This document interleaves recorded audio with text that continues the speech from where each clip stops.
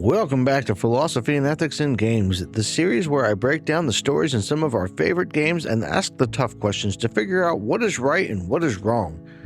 I'm Josh Bearheart Hawk, and today we're discovering the problem with changing the past in Life is Strange Episode 3. In case you missed any of the previous episodes in the Philosophy and Ethics series, I've linked a playlist in the description below. As I continue to break down this and other games, I'll add new videos to the playlist so you can find them all in one place. After losing Kate at the end of Chapter 2 and calling out Mr. Jefferson for being really bad at his job, we start Episode 3 in a more somber state. It's the middle of the night and Max has fallen asleep at her desk, though it seems to be a rather restless sleep, as a notification from her phone wakes her and gives us some insight into what she was dreaming about as she shouts Kate's name. After what happened, Max is likely suffering from PTSD, and she needs to reach out and talk to someone. No one should go through trauma like that alone. And as someone who went through counseling for PTSD and survivor's guilt following my time in Iraq, I would highly suggest seeking out a therapist or counselor if you ever go through something like this, as it really does help. The notification on Max's phone is a text from Chloe asking us to meet her outside in the quad, so that's where we head next. On the way, we find a memorial for Kate outside her room, and we have the chance to talk to Dana, who's apparently dealing with her own grief and regret for what happened.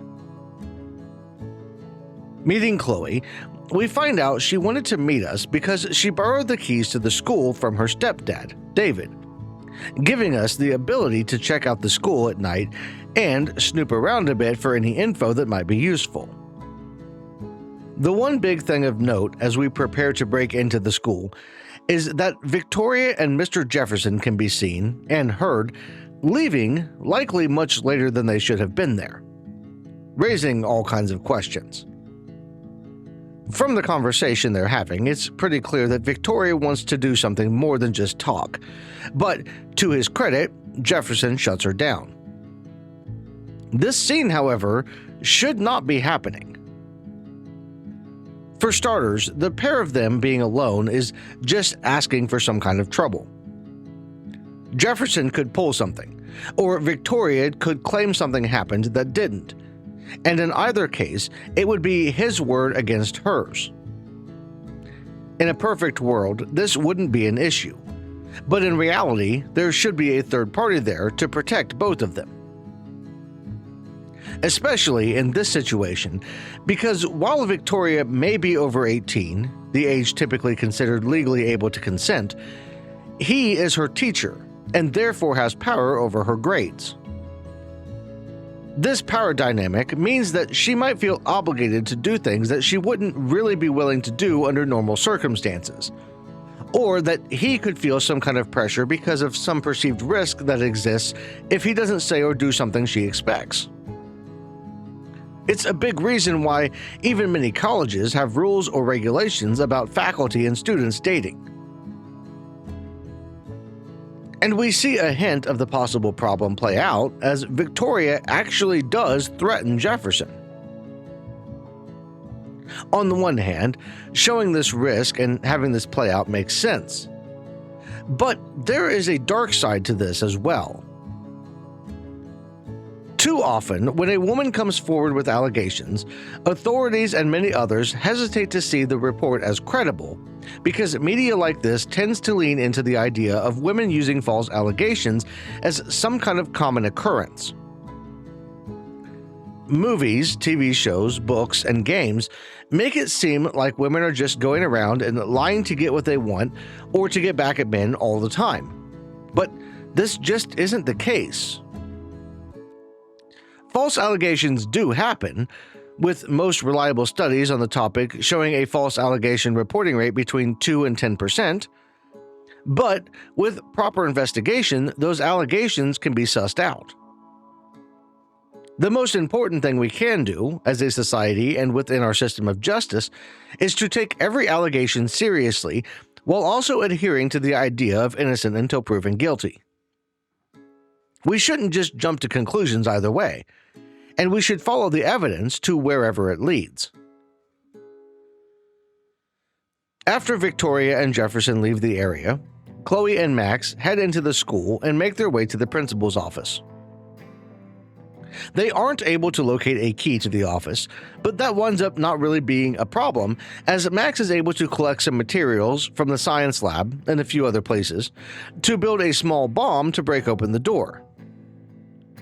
That sounds crazy on the surface, but once the door is open, Max is able to go into the room, rewind time to before they blew it open, and unlock it from the inside.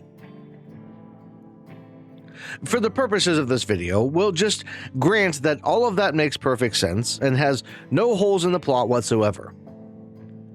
The act of blowing the door open itself is incredibly risky, especially as only hours before Max lost her powers for a short time on the rooftop. What if that happened again as the alarm started to sound? In the principal's office, we discover a few things of note. Kate was apparently an amazing student who also volunteered with the Meals on Wheels program in the community and led a religious studies program in the school. It also seems that the principal was taking the video of Kate that had been circulating at least somewhat seriously, as he noted the video may have been taken without her knowledge or consent. There's also a note from the school nurse reporting that Kate may have experienced some recent emotional or physical trauma. There's also a letter from Sean Prescott, Nathan's father, more or less dictating to Principal Wells how to run the school.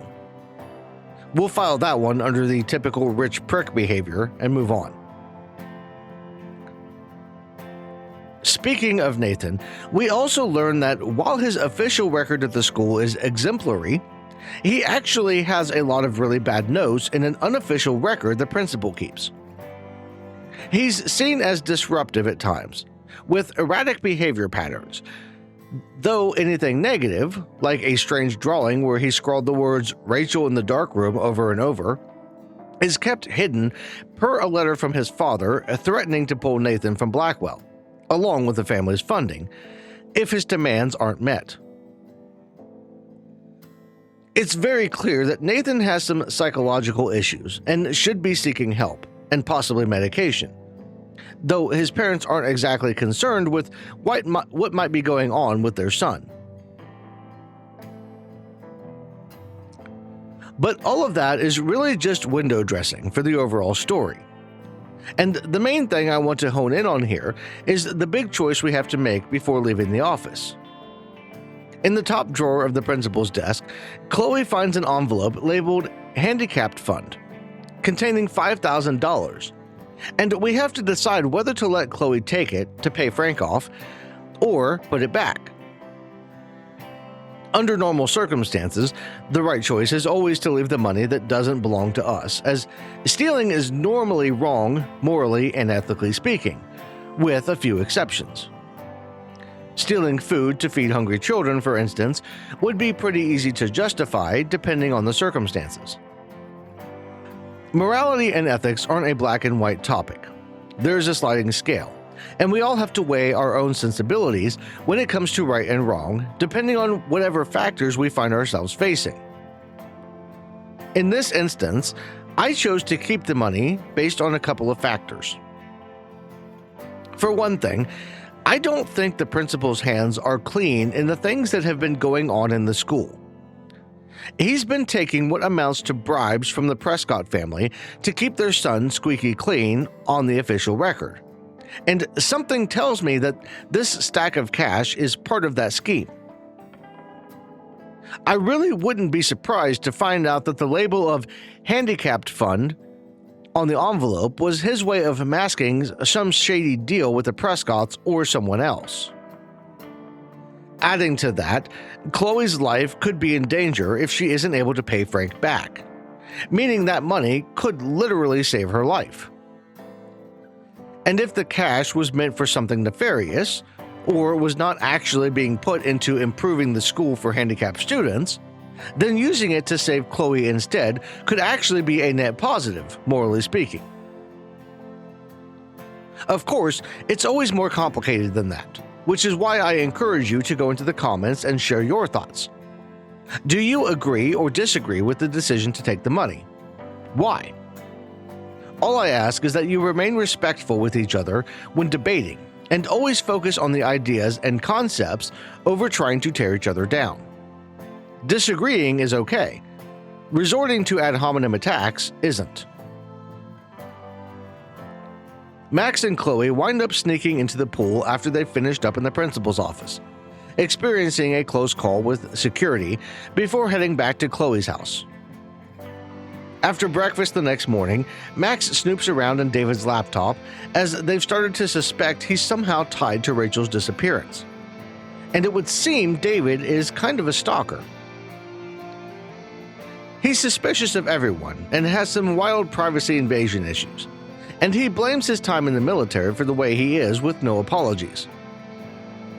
That, especially, is one of my pet peeves, because while being in the military and being deployed to a combat zone can lead to a lot of mental health issues, there are a lot of resources out there for people like David to get help to work through those things.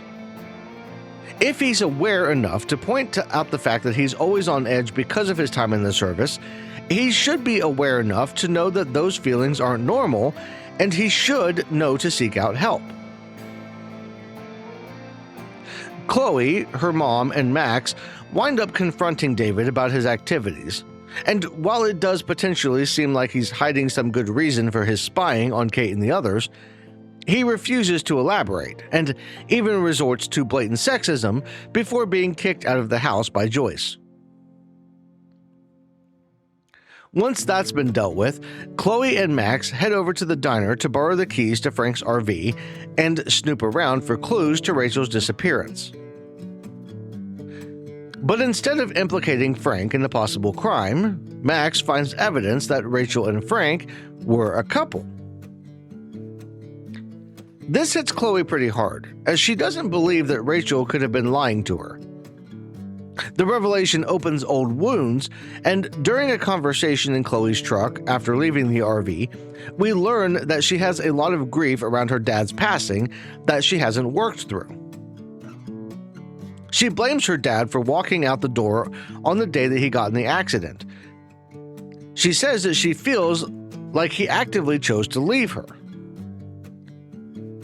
While this feeling doesn't make a lot of sense logically, it is a perfectly normal feeling for someone who's lost a loved one in such a tragic way. One of the quirks we experience as humans is this innate desire to have some kind of meaning or driving force behind everything that happens. It's the feeling that pushes us to accept wild conspiracy theories, and it's the force that tells us that people we cared about couldn't have just died as a matter of normal life. There has to be some rhyme or reason to the madness. Otherwise, it's all just chaos. In Chloe's mind, her father should have known what would happen and should have chosen to stay home instead of leaving that day. She even reveals that her mother feels the same way, as she was the one who'd called to ask him to pick her up from work. If she hadn't asked for a ride, he would still be alive. But while that may be technically the case, it isn't actually Joyce's fault, or Chloe's fault, or anyone else's for that matter. Every event that happens builds off of every other event that came before it, and we have no way to predict what will happen as the result of any one decision.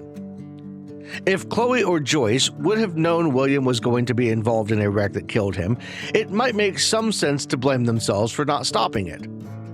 But as it is, they had no way of knowing what would happen and no way to prevent it because foresight is foggy, hindsight is 20/20, and you can't change the past.